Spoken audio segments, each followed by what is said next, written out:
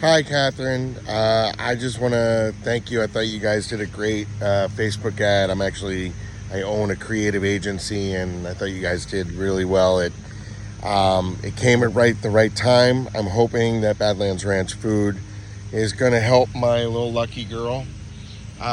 So Lucky is 13, we think. I found her in Central Park, New York City. I was just walking around. I was actually filming a little commercial, and my actor forgot her. She had her, her microphone, and she had to go to an audition. She's like, "Oh, Jared, I forgot. I got to give this back to you." So we met around uh, Columbus Circle in Central Park. But I was like, "All right, I'm walking to you. I'm just gonna meander," and I found Lucky right by where they play chess in the Creamery in New York City. And then she was tied to a pole with a sign that said, 100% healthy with shots, I need a home. I still have the sign. And she was ragged, and her teats were enlarged, and there was a woman standing by there saying hi to neighbors. There was a woman standing by there texting, and I saw this dog with her little ear flipped open. And I said, "Oh my God, what's going on? Did someone just abandon their dog?" And they said, "Yeah, can you believe that?" And there was a little paper plate with water on it, just barely anything, and a terrible leash. She was all matted up. And there was these boys circling around, and everyone was kind of like looking at this dog. And this woman was like, "Yeah, I'm texting my friend at the New York Humane Society." And so I bent down and I said, "Who would do this to you?" And she jumped up and she kissed me on my face. And then everyone's like, "Oh my God, you got to take this dog." And I was like, I want a dog. I just don't know if this is the time.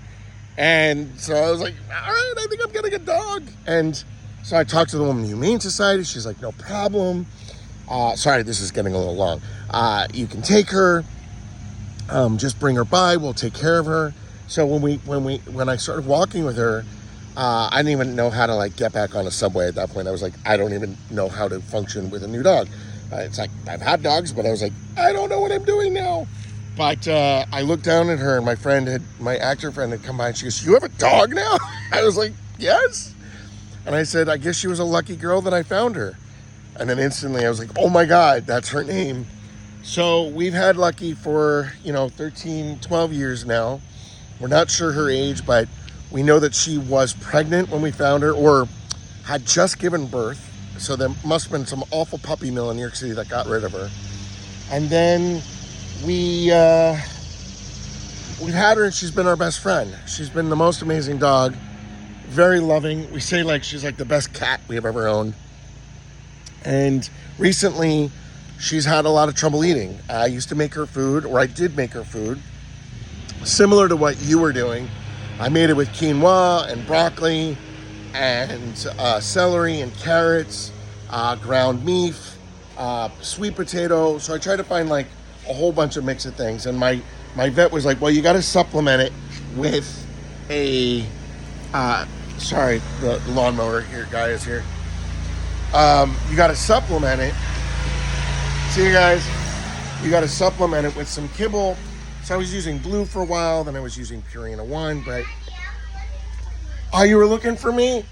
You want to say hi? Say hi to my friend Katherine Heigl. Say hi. Hi. Do you love Lucky Girl? Yeah, we love Lucky Girl. So, here's the sign, by the way. I need a home. Hold on.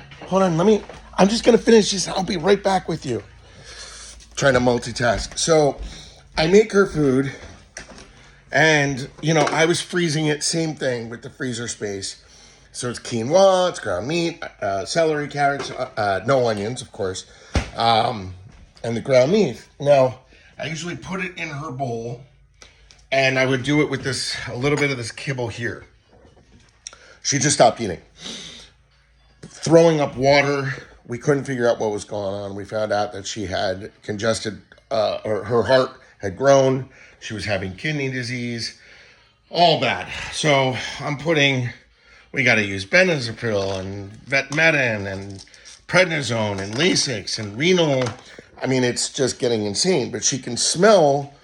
Here's where this comes in handy. She can smell the food, right? I mean, she can smell the medicine, and she is not eating her food. So this is like 4 days now, almost, of her not eating anything. It's been extremely difficult to get the pills in. So what I've been doing is I cooked a little bit of chicken up, but I'm realizing now it might have been at high heat, so now I'm worried about that. I just added some turmeric because your ad said maybe that will help a little bit.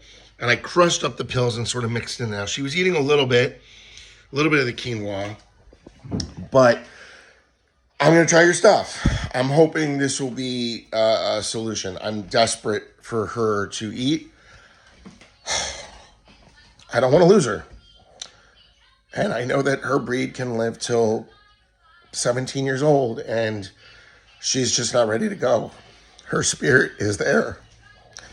So I'm hoping that this is the formula. So I'm looking forward to trying. I'll let you know how it goes. Thanks.